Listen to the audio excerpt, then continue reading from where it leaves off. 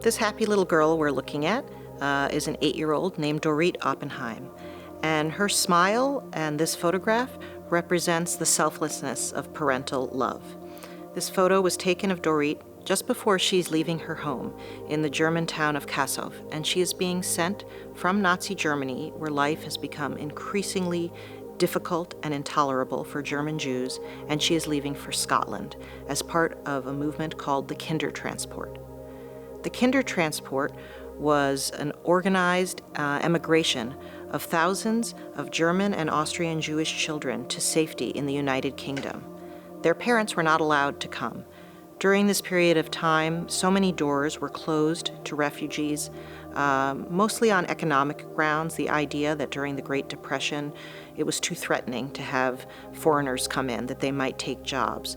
But there was also suspicion of foreigners generally and anti-Semitism, hatred of Jews, that made most countries unwilling to take in Jewish refugees. But in this case, Scotland and other countries in Great Britain opened their doors to some children as long as they would come without their parents. And Dorrith's parents took that leap of faith. They said, "We love our child so much that we are willing to let her go, to send her off, not knowing if we will ever see her again, but hoping that it will keep her safe from this stranglehold that we feel closing in around us."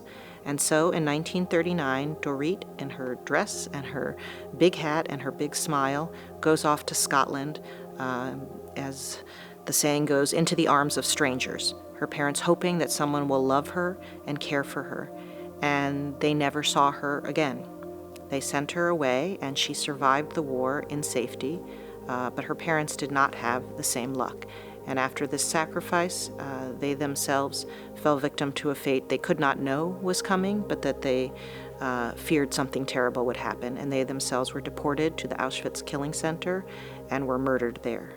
So Dorrith went on to live a healthy life, but she was orphaned, but she survived because of her parents' desperation to get her to a refuge, to a safe place, and also their selflessness, that they loved her enough to let her go. I think we see in the face of Dorrith and the thousands and thousands of other refugee children from the 1930s, from the period of the Holocaust, the fact that children are so often caught up in these situations, not of their own making, but are victims of it. Their childhoods are stolen at the very minimum, and then lives are lost. And I look at my own country, at the United States, and I look back at our history from this period, and it's a history of failure. Our doors were closed to almost all who were seeking a safe place to land. They were closed because of hatred, because of racism, because of hatred of Jews, of Asian people, of people who looked different or practiced a different religion. And in fact, we didn't have a refugee policy here in the United States until after World War II. There was no separate category for people fleeing violence or seeking asylum. You just were part of the regular immigration line. And so I hope, and part of why we tell this history, is not just to make people sad or to see who was the lucky one and who was the unlucky one, but how can we do better?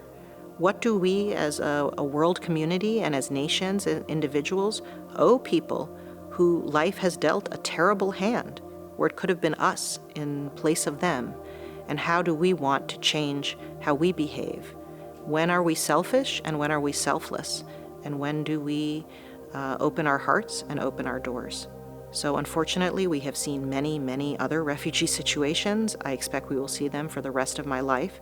But I hope that learning the specifics of these stories and putting faces and names to these people help us to remember what the consequences are when we stand idly by and do nothing. That is a choice.